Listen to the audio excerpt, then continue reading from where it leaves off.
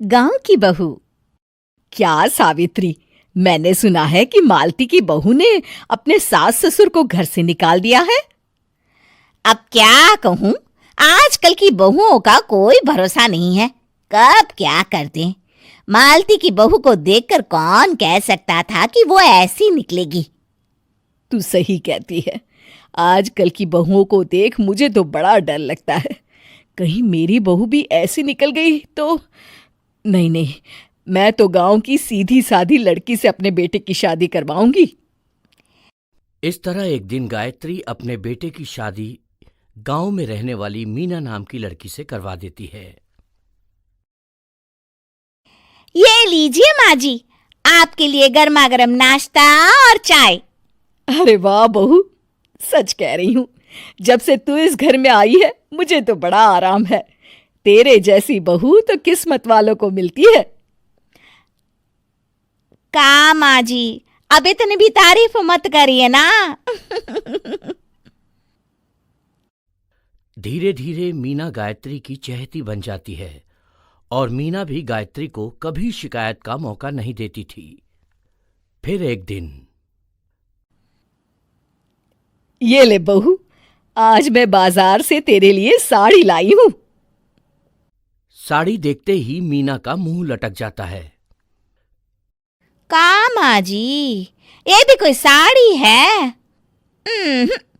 ना, मुझे तो बिल्कुल पसंद नहीं आई। अरे लाना ही था तो कोई अच्छी महंगी वाली साड़ी ले आती मेरे लिए। आप तो ये सस्ती साड़ी उठा लाई। मुझे नहीं ना चाहिए आपकी ये साड़ी, आप ही पहनिए इसे। अरे ये क्या बहू, तू तो आजकल कुछ ज्यादा ही नखरे दिखा रही है। मैं इतने प्यार से तेरे लिए साड़ी लेकर आई हूं और तू है कि उल्टा मुझे ही दो बातें सुना रही है। अरे माँ जी, आप अपने लिए तो बड़ी डिजाइनदार और महंगी महंगी साड़ियां खरीदती हैं और मेरे लिए ये सस्ती साड़ी ले आई।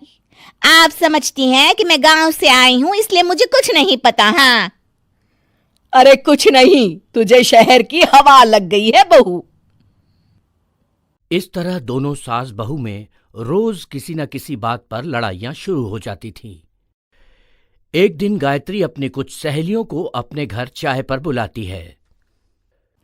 अरे बहू, मेरी सहेलियों के लिए बढ़िया चाय नाश्ता तो बना दे। अरे माँ जी, अभी ना मेरे पास बिल्कुल भी समय नहीं है। मुझे ब्यूटी पार्लर जाना है।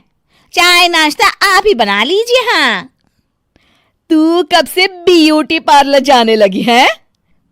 शहर आए 2 दिन नहीं हुए और देखो महारानी के नखरे शुरू हो गए। बस भी करिए माँ जी, आपसे बहस करने के लिए मेरे पास ना बिल्कुल टाइम नहीं है। आपका क्या है, आप समझती हैं कि मैं गांव से आई हूं तो मुझे कुछ नहीं आता, और आप जो रोज रोज मुझसे मेहमान नवाजी करवाती रहती हैं नौकरानी की तरह।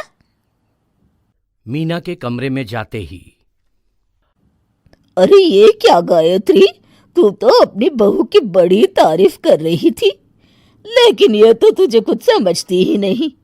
भाई मुझे तो लग रहा था कि तेरी बहू गांव की है तो सीधी सादी होगी, लेकिन इसने तो शहरी बहुओं को भी मात कर दिया। हाँ।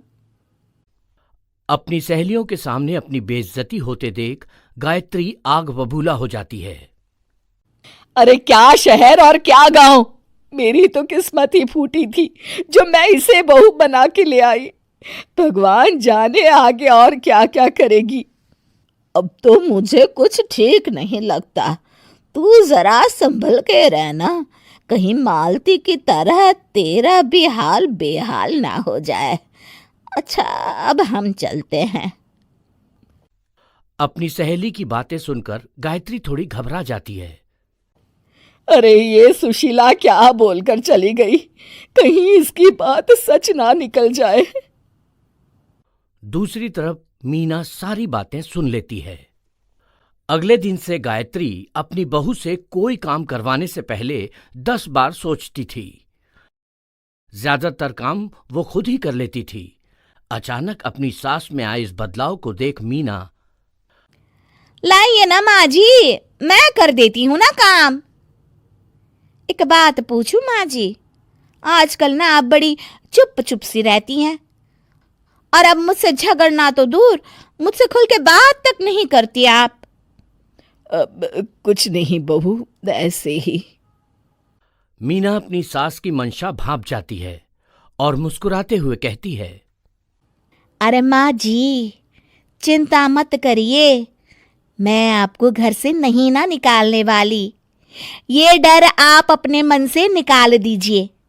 अरे छोटे मोटे झगड़े तो हर घर में होते रहते हैं, चाहे कुछ भी हो जाए, आप मेरी सासू माँ हो। मैं तो जिंदगी भर आपकी सेवा करूंगी माँ जी। अपनी बहू की बातें सुन गायत्री को एक प्रकार का संतोष होता है और उसकी सारी चिंताएं दूर हो जाती है। गायत्री अपनी बहू को गले लगा लेती है। मुझे माफ कर दे बहू, मैं तुझे गलत समझ बैठी थी। कोई बात नहीं माँ जी, ये ना घर घर की कहानी है। हाँ।